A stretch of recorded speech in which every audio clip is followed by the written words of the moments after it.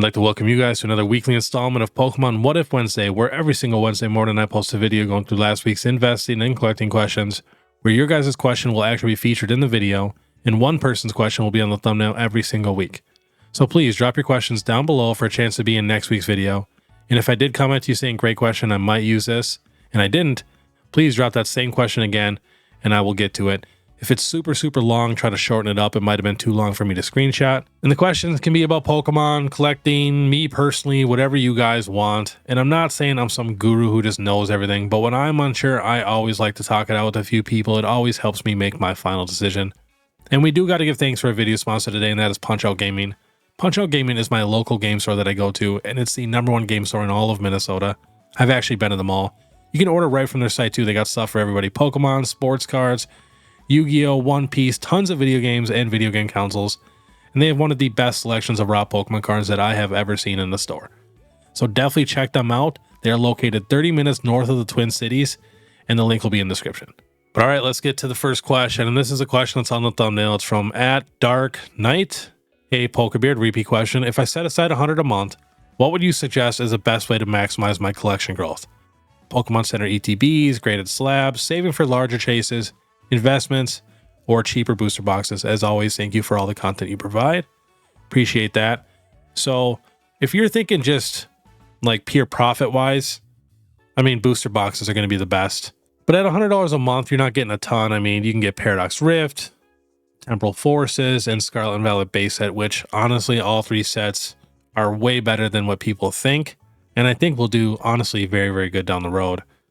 But again, I know some people don't like to just get one thing, especially if you're trying to grow more of a collection and not just 100% obsessed with profit. You know, it would be smart to get a couple Pokemon Center ETBs. You can get a ton of awesome graded cards too, in a PSA 10 for $50.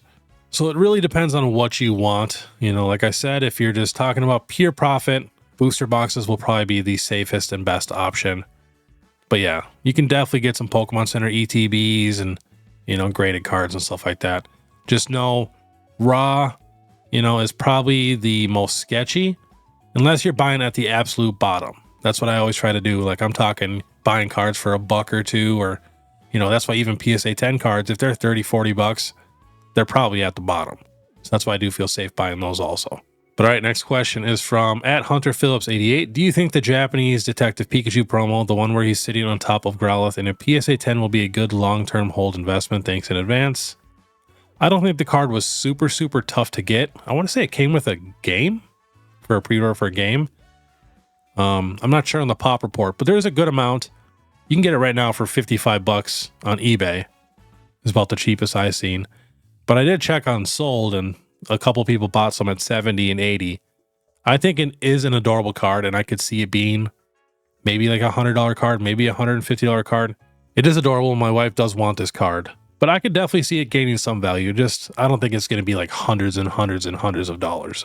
So. All right, next is from @PokeGhostly. Do you think the legendary cats from Crown Zenith and PSA 10 is a good pickup? Getting offers for buying Entei for 70, Raikou for 75, and Suicune for 80. But yeah, Suicune, Entei, and Raikou, you guys already know how I feel about Suicune. I could see a world where Suicune really shoots up in value. I mean, it was $126 and now 90 bucks, and it says you're getting offers for 80. So we got a PSA 10 here for 76 bucks, 90, another one for 80. But yeah, I would just try to get it as cheap as possible. They might get a hair cheaper, but I don't think they're going to get a ton cheaper. So I think now might be a decent time to start picking these up. The low before was 69 bucks. $67 was the all-time low in February 2024. So try to get, you know, to where it was the lowest. We'll even check the all-time here because we're on Pokedata. I mean, look at how expensive this card was. $268 in February 2023. But yeah, the low was about 67 bucks, maybe $58 actually in January. Holy. So yeah, I would just try to get it as low as possible. But even again, you know, 80 bucks compared to 58, it's not the end of the world. But yeah, just keep trying to get it low. Awesome cards. Next is from a member @ChasingSelby. I'm almost finished with a master set for base set unlimited. I'm okay with lightly played or worst case moderately played since it's for my personal collection. But what's a decent price for a Charizard? The other ones seem pretty straightforward. Now, I know it is for your personal collection, but I strongly recommend sticking to lightly played to near mint. If you ever go to sell it, 20, 30, 40, 50 years down the road, the amount of people that just don't buy moderately played is pretty big. So if you can, try to stick with lightly played. We're on eBay here checking the recently sold. So we got a PSA 5 sold for $225. We got a 120 here, moderately played damaged. We got a PSA 4 for $195, a moderately played for $199, a PSA 7 for $345. What else do we got? We got an 8 for $499. Here we got a pretty decent looking one for $227. We'll take a little peek at the picture. Pretty rough on the top and bottom, honestly. But still, you could probably get, here's a 6 for $300. So if I were you, I'd probably try to shoot for a 6. Try to get a 7. A 7 is going to be very nice. But again, if you're putting it in a binder, I understand. You could maybe even get a 5. But it looks like it's going to be anywhere from $225 to $300 to get a decent one. But the PSA 7 for $345 isn't terrible, to be honest. Especially for the Charizard, I would try to get that as nice as possible, because that's going to be the main card everybody looks at, when they're actually checking out your set. So next is from @LewisSpar7504. Hello, Pokebeard. Wondering with Evolving Skies coming down, thinking of getting a booster box. When do you think would be a smart time to invest? Yeah, I always like to buy at the bottom. So me buying an Evolving Skies booster box at like $650, $700 is sketchy to me, even though I am very confident Evolving Skies is probably going to be a couple $1,000 booster box down the road. It might take 3-5 years, maybe even a little longer. I'm not sure. But if you compare it with the team up set, Evolving Skies almost wins. Like, it's pretty wild. And I know for a fact more people collected during the Evolving Skies era than they did during the whole tag team era. So I really, really am pretty confident that the Evolving Skies will go back up. So if you are willing to spend, $600 something, now might be the time. I could see it getting a little bit cheaper just because we got a ton of new sets coming out, stuff like that. So I'd maybe start watching it like a hawk, start looking for that good deal, and definitely make sure you buy the nicest box possible. Even if you have to overpay a little bit, try to get the nicest box possible. It will make a huge difference when going to sell it down the road. But yeah, I could definitely see Evolving Skies going absolutely crazy. So next is from Alex Lopez EE8UN. Just bought a PSA 10 Pikachu 241 from Cosmic Eclipse for $170. What's your opinion on this card and its value potential? I love this card, so I'm okay with keeping it too. Yeah, we just talked about this card on our last video, the top 40 under 40, when we were talking about raw cards. But at $170, that's a pretty solid price. Looks like the cheapest on eBay right now is about $210. I love this card. I think this is one of the best Pikachu cards. This is the closest card we really get to like Ash and Pikachu, in my opinion. So I think it's a one-of-a-kind, very special card, and I could see it being pretty expensive. It's not super easy to pull.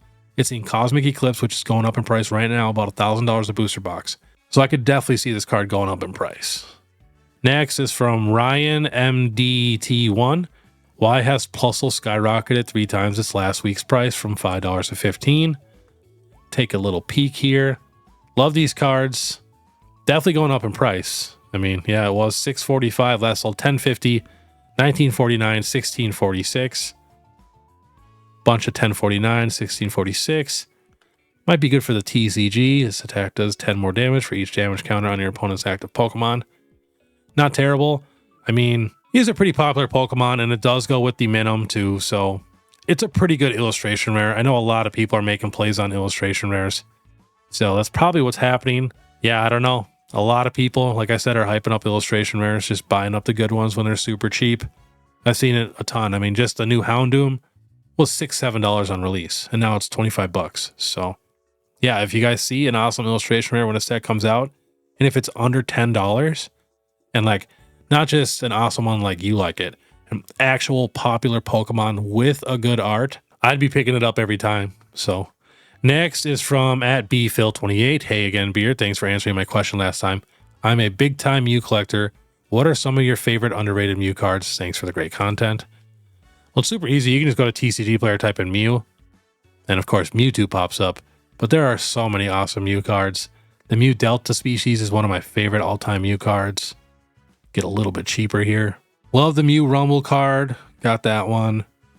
The Hollow Phantoms Hollow's solid. Let's see here. The Mew EX from Legendary Treasures, the Radiant Collection, is one of the best Mew cards. And let's see if they got the promo in here. The Mew Prime card is also pretty underrated. It's getting pretty expensive, but such a good Mew card. And I'm telling you, a lot of these cards look better in person. The Shiny Mew, if you didn't know, the Mew is actually textured. So that makes that card definitely good. Love the Ancient Mew. There is a rare version that at the bottom, it says, instead of Nintendo, it says Nintendo. It's missing an N. That's the rarest version, so always keep your eye out for that. I have 2 of them. Even the Mew VMAX Rainbow is beautiful. But I'm looking for a certain card that was just on one of our, I think, top 30 under 30. Here we go. The Mew XY promo. I love this card. If you guys do not have this card is absolutely insane. It's a little tough to find it in near mint. What is all this now? TCG Player just keeps updating. Wow, listed median, buy list price. Wow, I'm gonna have to check that out. But such a good Mew card. We'll check the next page here for the cheap ones, just in case, you know, if your budget is extremely low. See if there's any good ones here that are cheap. Looks like all modern. Mew got a ton of cards in Sword and Shield and Scarlet and Violet. Definitely getting some love. But yeah, it looks like it's going to be about $20 for you to start getting some pretty good Mew cards. But yeah, the Mew XY promo here is definitely one of my all-time favorite Mew cards. The Mew from Expedition here is also very, very solid. Probably one of the cutest ones. I love when Mew's just in a little ball like that. So I can look at Mew cards all day. Next is from @Typhlosion Gaming 45. Hey buddy, what do you think about investing in the Pokemon Center Squishmallows? The regular ones are all over the place and easy to find, but the Pokemon Center ones have a Pokeball in them. Almost have one of each sealed away in a tote for long term. But yeah, let's check these out. The Squishmallows, I've seen these ones. The Dragonite one was pretty cute. So this is the Pokeball you're talking about here. I do like that, and I definitely do think these will be worth a ton more than the original ones that you can get at like Target or whatever. I love when Pokemon Center does stuff like that. You know, I mean, it gets you to get from there. But yeah, there's the Dragonite one. That was probably the only one that I really wanted. I guess the Snorlax and Gengar look pretty good too. But I mean, there's still a Winking Pikachu in stock. Pretty shocking, to be honest. So I mean, if I had to order one for like investment wise, definitely get the Pikachu. And at $29.99, I mean, you can get 3 of them for about $100. So yeah, good thinking. I like stuff like that. Next is from @TTTCG. Always look forward to your videos. Thank you. What are your thoughts on CGC versus PSA? Most of my collection is PSA, but I am starting to like the CGC Pristine 10. Do you think those hold a premium over the regular PSA 10s? Now, the CGC Pristine logos are growing on me. And if you take a little peek, a ton of cards are more expensive in a CGC Pristine 10 than they are in a PSA 10. But here's the thing. Don't just buy the label, really look at the card. I've had some people send me some pictures of some CGC Pristine 10s that would probably get a PSA 8 or 9. Like, no joke. But we got the Zapdos EX from 151 sold for $150, $150, $140 in a PSA 10. Then we'll hop over, and we got a recently sold Zapdos EX in a CGC Pristine 10 sold for $325. But now here's the thing. If you really look at the card, in my opinion, that's not a pristine card. Like, that is a legitimate white spot right there on that corner. That corner's not as bad. That corner's got a little spot. And I mean, a little bit of whitening there on the edge. So these pristine 10s are not always perfect. I know CGC is getting a ton of orders right now, and that's why PSA definitely slacks sometimes, because they get so many orders. It's bound to happen. These are humans. So that's why I do feel like the AI companies will probably be the future. And I could see a lot of, you know, companies like CGC and PSA switching over to that down the road. But that's why I always say, buy the cleanest card possible. Don't really worry about the grade or the company. But again, if you're buying a pristine 10, if you're overpaying, like compared to a PSA card that's half the price, that card better be perfect. So no, I wouldn't say I would buy CGC pristine 10s. I've been thinking about maybe sending my super nice cards to CGC to get the pristine 10s, because a lot of them do have more value. Next is from Veggie7A574. Do you think looking for singles that are PSA 10 potential on eBay is a good way to make profit for sending them in and selling them? I've been getting a lot of gold Charizards. Was looking at Ninetales alt art, but it's hard to find a good one. I sent in my first batch of singles to PSA this morning. Well, good luck on that. We will take a little peek here. So when you're actually looking at cards on eBay and stuff, if you use your computer, they actually have a magnifying glass, which helps a ton. I mean, you can really zoom in on these cards and see what, they would actually grade. So I don't think this card would probably grade a 10, to be honest. But again, with PSA, and I mean, even with CGC, we just seen, you never know. But it is tough to get mint cards on eBay. Most eBay sellers know when they have a mint card and they get it graded themselves. But I have noticed a lot of the newer sellers don't do that. It is kind of expensive to send cards to get them graded. So yeah, a lot of the new sellers that don't have a ton of cards, I think are the ones that are less likely to send in every single card that's nice. But I have found probably hundreds of cards on eBay that did grade a 10. So it is definitely possible. You just have to be picky. If you see something that you think like, oh, I don't know, just don't buy it. Move on to the next. You just got to be extremely picky when you're grading cards. That's the most important possible thing. All right, next is from @PokeErrands. Thanks for the video again. Consistency is key and you nail it. I really appreciate that. Tell us about the beard. What began the desire for a long beard? Is it the source of your power? That made me laugh so hard when I read that the first time. My wife was dying laughing too. But I started growing it out during COVID because I didn't have to go into work anymore. I was a chef. So I've always had to keep my beard pretty short or not had a beard at all because I was in the kitchen. So yeah, as soon as I didn't have to go into the kitchen anymore, I let her grow.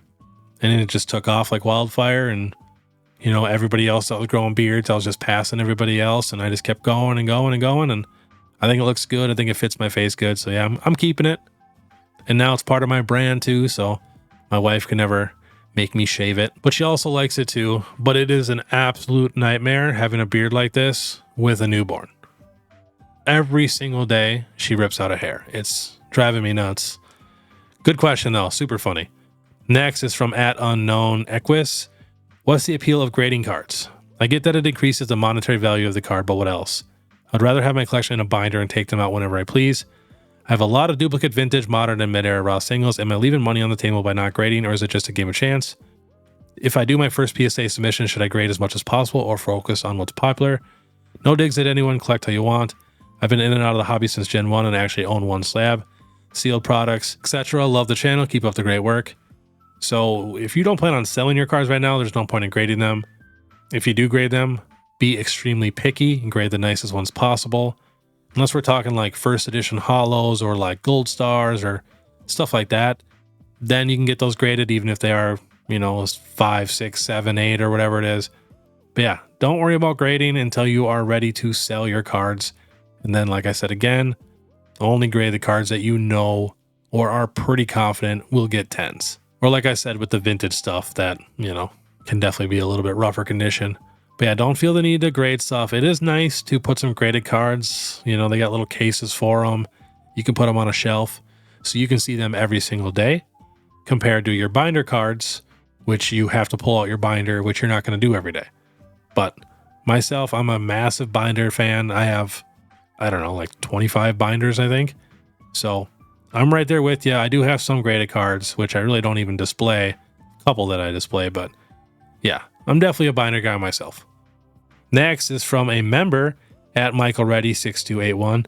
Yo, I keep looking at vintage prices for slabs and they seem to be quite low at the moment. Would you recommend buying at this moment in time? For example, first edition Articuno from Fossil, PSA 7 for €60 seems cheap. Yeah, I think it's a great time to start picking up vintage. And we've already seen one massive boom. So it is definitely possible that a lot of these cards could shoot up in price one day. You never know. But when we're talking, the price of a super cheap alternate art, when the card's 25 years old, it's a no-brainer. I'm picking them up all day, especially in the first edition too, for sure. Next is from @Jared Westridge. Are the older Sword and Shield sets good investments? Base set up to Evolving Skies is really what I'm asking about. Well, Sword and Shield base set's pretty expensive. Rebel Clash is pretty expensive. So if you're talking like Vivid Voltage, They will do okay. You know, they will probably be $200, $250 booster boxes, but they're going to take forever. I would definitely put my money into like Silver Tempest or something. I think that's still available on the Pokemon Center for $140. Stuff like that. Even Battle Styles blows Vivid Voltage and Darkness Ablaze out of the water.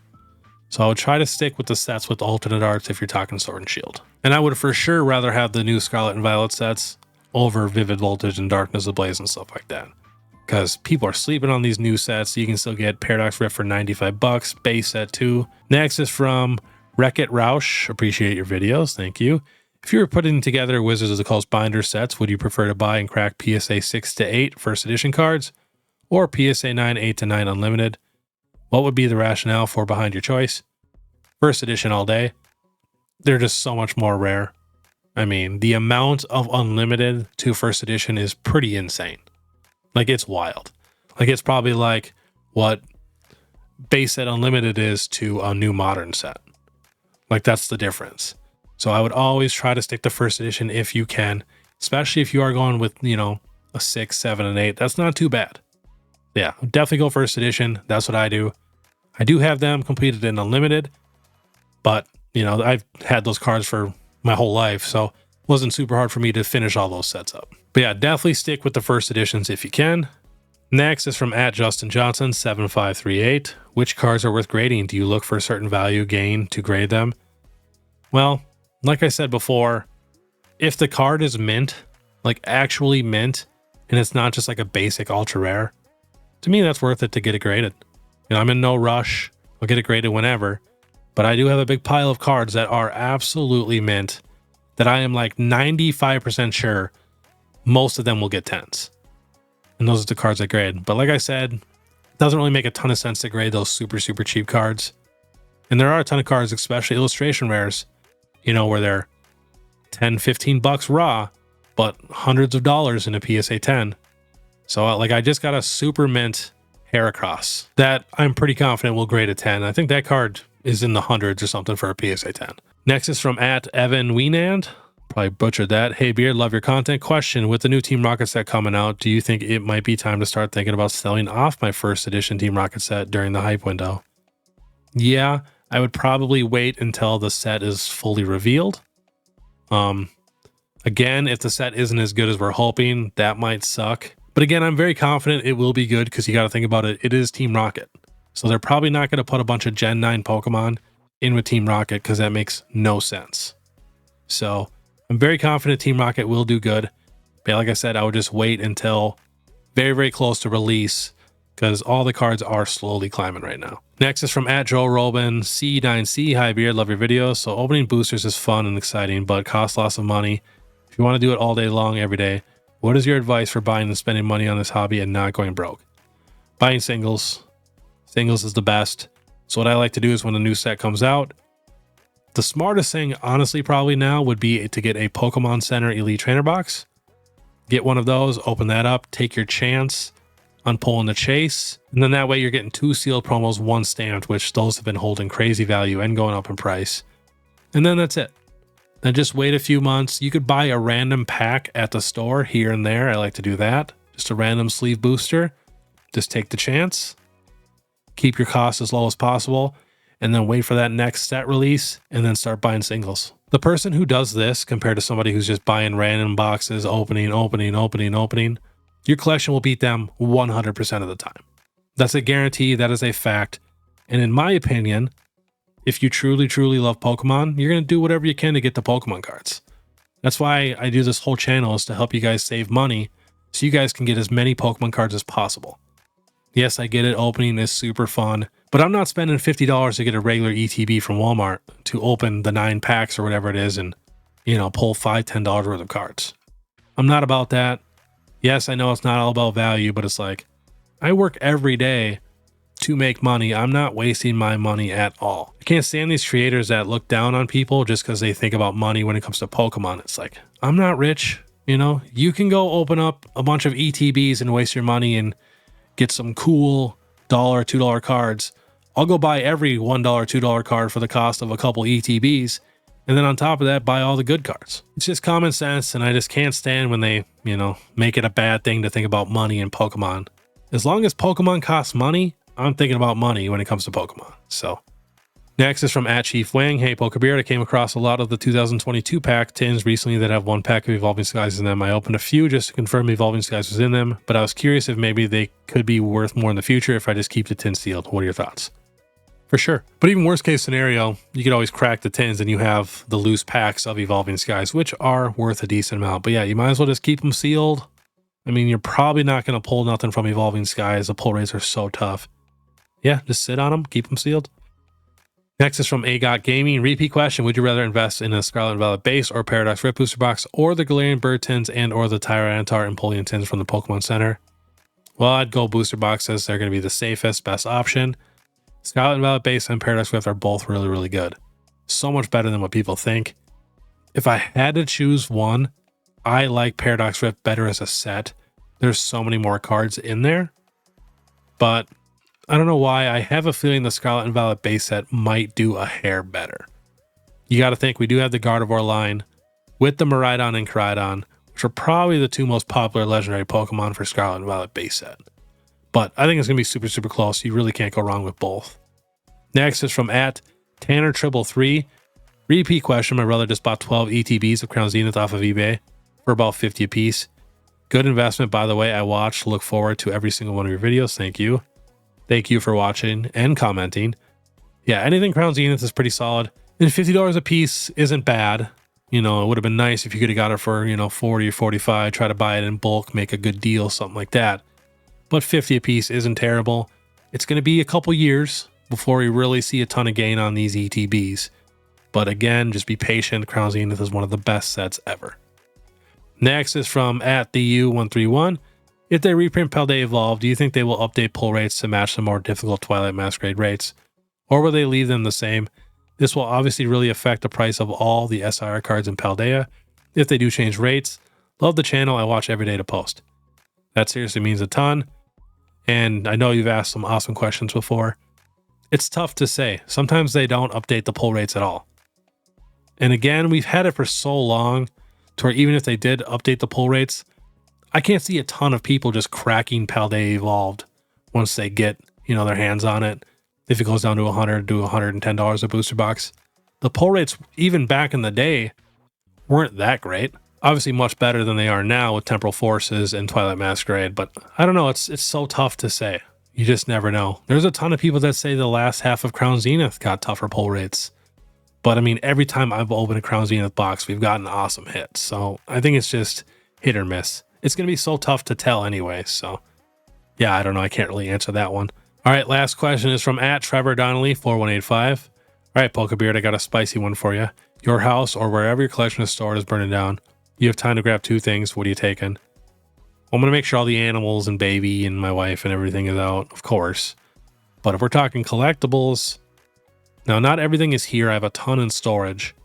A lot of my older vintage sealed products and stuff like that. But I have a ton of binders here, like completed sets. I have them in a tote nearby so I can take pictures of them and stuff. And I'm constantly buying new cards to, swap them out, get better condition and stuff like that. So I'm definitely grabbing the tote. And then I'm going to the safe and I'm grabbing my graded card box with some of my more expensive raw cards also that aren't in binders. Yeah, it's so tough. Knowing me, I'd probably be dumb and I'd probably risk my life to try to get everything out. I'm near a window. I could just open that window, pop the screen out and start whipping everything outside. So I feel like I could get a lot out there. But again, if it was just two, probably my big box of binders and then my box of my graded in raw cards. Super good question though. Scary to think about. That's why if you guys do have a massive collection, you can get it insured. So definitely talk to your insurance company if you guys do have a massive, massive collection. That's what I do. But all right, that was today's Pokemon What If Wednesday. Like I said before, if you guys have any questions, please drop them down below for a chance to be featured in next week's video. And if you guys could do me a massive favor and hop over to my Instagram and please give me a follow there, I would really, really appreciate that. And if you guys do like this content, make sure you subscribe, hit that notification bell, leave a like and comment. Just know if you do leave a comment, I comment back to every single person. It's the absolute least I can do. And if you want to support even more, you can now become a member for only 99 cents a month. But all right, I want you guys to have a great morning. And if you want to watch my last Pokemon Market Monday, where we got a ton of things moving and stuff is selling out on the Pokemon Center, click this video here. Otherwise, we'll see you next time.